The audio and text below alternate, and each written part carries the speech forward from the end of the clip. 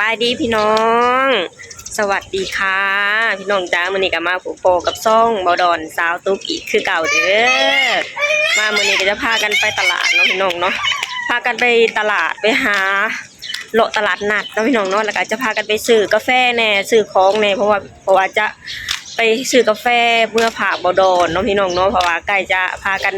กลับบ้านแล้วเนาะพี่น้องเนาะคือถ้าหากว่าไปซื้ออีกมื้ออื่นก็คือแบบว่าอย่าลืมเนาะพี่น้องเนาะเดี๋ยวเราไปซื้อกาแฟแล้วก็ไปเลาะตลาดนัดกันเนาะพี่น้องเนาะเพราะว่าบ่ได้ไปเลาะนี่ก็ปีกลัวเลยเนาะพี่น้องเนาะไปพี่น้องเดี๋ยวเราไปเจอกันอยู่ตลาดนัดเด้ออย่างไปวันนี้เลยเนาะพี่น้องเนาะรถก็หลายพี่น้องช่วงนี้ช่วง5 โมงเนาะเขาเจ้าเลิกงานกันนะพี่น้องทางก็รกมากเลยข้ามไปฝั่งนึงไปเลยแล้วตลาดหน้าปากซอยของเราพี่น้องอันนี้คือร้านยาเนาะพี่น้องเนาะเซเว่น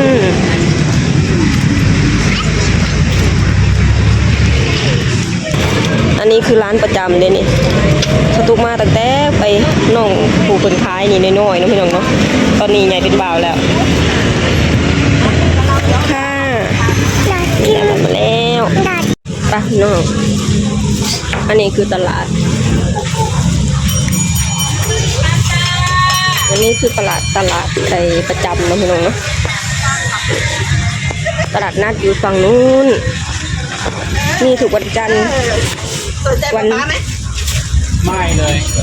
วันจันทร์กับวันพุธเนาะพี่น้องหาว่าสตุกตำหมดปิดนะพี่น้องนะ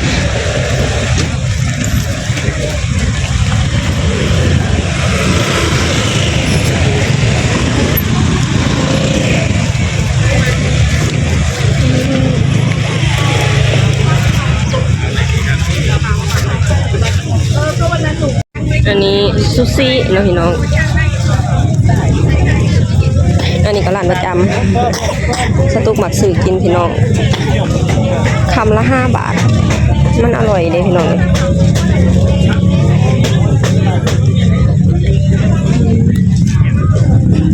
อันนี้เสื้อผ้ามือสองพี่น้อง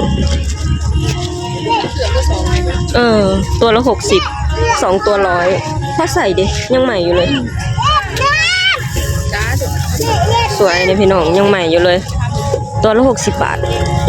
อันนี้50 บาทโอ้สันคนน้อยโอ้ยังใหม่อยู่เลยสวยงามอันนี้กางเกงมือสองบ่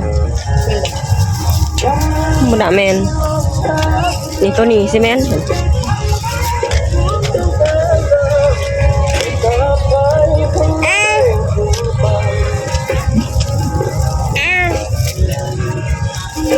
กางเกงตัวละ20พี่น้องไม่สวยไหม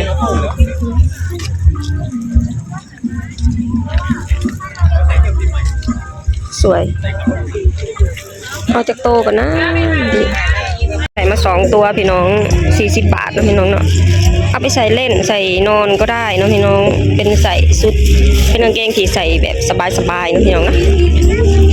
ไปเลาะตลาดกันต่อเลย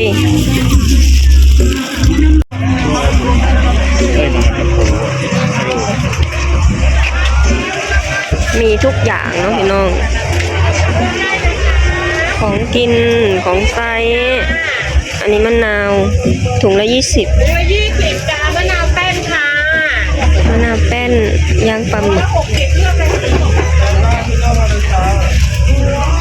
น้องได้ผักบุ้งแล้วก็กางเกง2 ตัวนะพี่น้องเนาะแล้วก็ตะกะแตนทอด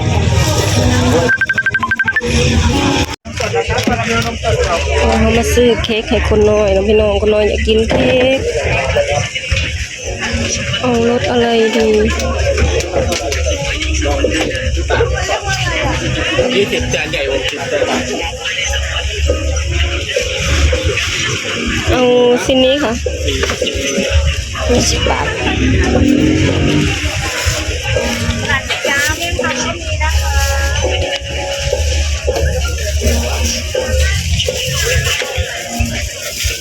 ค่ะอย่างนี้เสร็จแล้ว เดี๋ยวมาซื้อกาแฟกันเนาะพี่น้องนี่คือร้านประจำเลยเนาะเอ้าซองไม่ลูกอันนี้ซื้อแล้วบ่ย่างบ่โอ้ได้ยังมากินมาพี่น้องเรามาหาซื้อกาแฟกันจ้าเอาถุงใหญ่เลยนะพี่น้องเนาะเอาไปแค่ถุงเดียวก็พอ2ถุงถือบ่ไหวพี่น้องเลยมันหนัก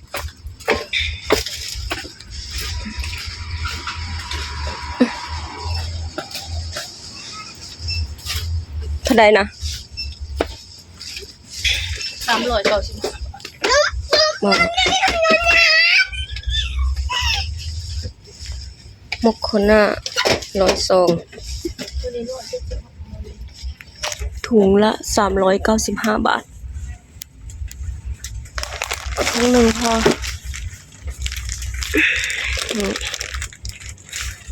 โอเคเอาพี่น้องไปจ่ายตังค์กันได้กาแฟถุงหนึ่งปีโป้เด็กถุงหนึ่งสบู่เนาะพี่น้องเนาะแล้วก็ยาสีฟันคุณหน่อยจ่ายตังค์กันเลยน้องฮอนห่องละซื้อกาแฟมาเนาะพี่น้องเนาะได้กาแฟมาถุงหนึ่งถุงใหญ่ไปเลยถุงละ100 ซองเนาะพี่น้องเพิ่นแถมหาซองหน่อยเนาะราคากะสิไป